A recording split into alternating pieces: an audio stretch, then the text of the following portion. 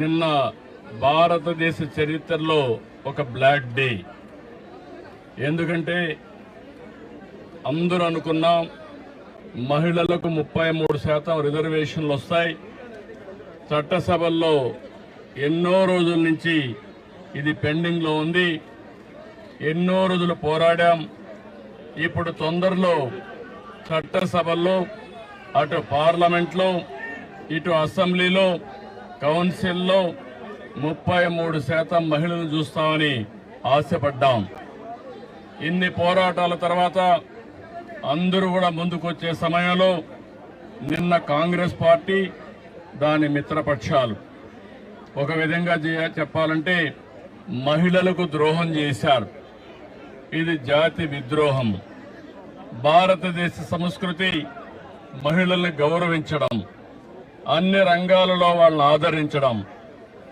అందుకని ఎక్కడైతే మహిళలు పూజించబడతారో అక్కడ దేవతలుంటారనేది మన సాంప్రదాయం, మన సంస్కృతి కూడా. అలాంటి సంస్కృతి సాంప్రదాయాలకి భిన్నంగా నిన్న జరిగిన ద్రోహం ఈరోజు నిడదవోళ్ళు నిరసన తెలియజేస్తున్నాం. ఇది ప్రారంభం మాత్రం, దీంతో ఆగదు. మొత్తం మహిళా లోకం ఒకటి కావడం ప్రతి ఒక్కరు కూడా గుర్తుపెట్టుకోవాలి. మన ఇంట్లో ఉండే ఆడబిడ్డలను గుర్తుపెట్టుకుని దేశంలో ఉండే ఆడబిడ్డలందరూ పైకి రావాలి, వాళ్ళ ఆత్మగౌరవంతో బ్రతకాలని నినాదంతో మనందరం ముందుకు పోవాల్సిన అవసరం ఉంది. దీనికి కుంటు సాకులు చెప్పారు. నిన్న చాలా స్పష్టంగా చిన్న రాష్ట్రాలకు నష్టం జరుగుతుందని మాట్లాడారు. కానీ ప్రధానమంత్రి గారు అమిత్ షా గారు చాలా స్పష్టంగా చెప్పారు, దక్షిణాది రాష్ట్రాలకు అన్యాయం జరగదు, అదే మాదిరిగా నార్త్ ఈస్టర్న్ స్టేట్స్ కి అన్యాయం జరగదు, చిన్న రాష్ట్రాలకు అన్యాయం జరగదు. ఇప్పుండే సీట్లతోనే 50% యూనిఫామ్ గా అన్ని రాష్ట్రాల్లో పెంచుతామన్నారు. యూపీలో 50% పెంచితే ఆంధ్రప్రదేశ్ లో కూడా 50% పెంచుతారు. అలాంటి అనౌన్స్మెంట్ ఇచ్చి చట్టంలోని పెడతామని చెప్పిన వీళ్ళు రాజకీయ అజెండా కోసం ఈరోజు ఇలాంటి దుర్మార్గం చేసే పరిస్థితికి వచ్చారు. ఇది చాలా బాధాకరం. నేనైతే 3 దశాబ్దాలుగా దీనికోసం పోరాడుతున్నాం.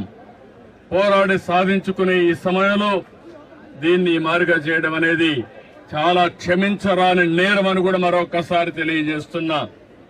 ఈరోజు ఆ పార్టీలు గుర్తుపెట్టుకోవాలి, ఏ ముఖం పెట్టుకొని రేపు ఆడబిడ్డల్ని ఓటు అడుగుతారని అడుగుతున్నా. ఆడబిడ్డలంటే అంత చులకనని అడుగుతున్నా. అంటే ఆడబిడ్డల్ని ఇంటి వరకే పరిమితం చేయాలన్న అహంకారంతో ఇలాంటి దుర్మార్గమైన కార్యక్రమానికి దోహదం చేశారు. అందుకే నిన్న ఒక విద్రోహ దినం ప్రతి ఇంటికి తీసుకుపోవాల్సిన అవసరం ఉంది. ఈ రోజు మాత్రం ఇక్కడ ప్రారంభం. నేను స్వచ్ఛ ఆంధ్రప్రదేశ్ ప్రోగ్రామ్ ఇక్కడికి వచ్చినప్పుడు నేను మార్నింగ్ అనుకున్నాం, మిత్రపక్షాల ముగ్గురం కలిసి నేను వచ్చే మునిపే పవన్ కళ్యాణ్ గారితో మాట్లాడాను. ఆయన ఇక్కడ లేరు కాబట్టి వాళ్ళ ప్రతినిధిగా దుర్గేశం గారు వచ్చారు. ఇంకో పక్క మాధవ్ గారు విజయవాడలో ఉంటే ఆయన కూడా వచ్చారు.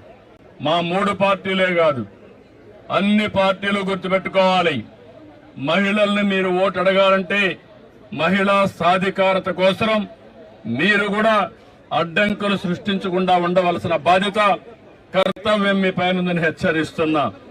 ఇది చాలా బాధేస్తుంది.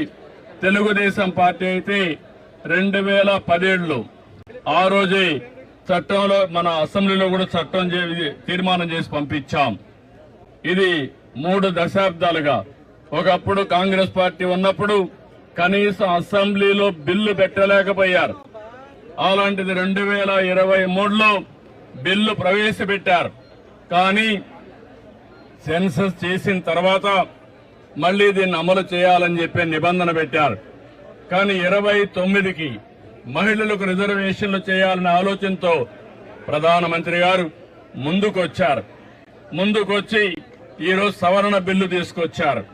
అలాంటి సవరణ బిల్లుని వీళ్లు కావాలని డిఫీట్ చేయడం, దానికి దుర్మార్గంగా మనం చూస్తే రాజ్యాంగ సవరణకు 2/3 మెజార్టీ ఉండాలి.